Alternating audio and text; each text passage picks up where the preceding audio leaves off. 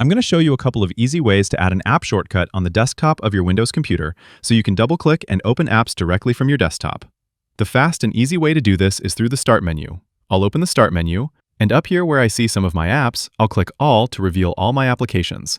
Then just scroll down the list, find the app you'd like to add to your desktop, and you're going to simply click and drag the app to your desktop. This doesn't move the application itself, but instead it just creates a shortcut to the app while keeping the original application in its own folder.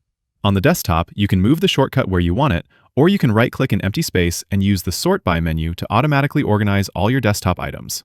Another way to do this would be through your File Explorer. For this, you'll need to locate the app first, so I could, for example, click into my program files and then locate this VLC video player app here.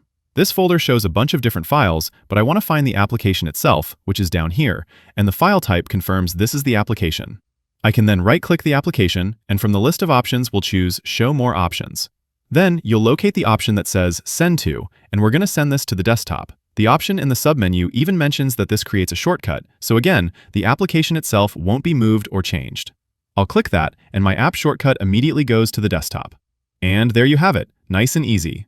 There are some rare cases where certain apps downloaded from the Microsoft Store cannot be dragged out of the Start menu to your desktop. They might show a red prohibited circle around the app icon and refuse to move it.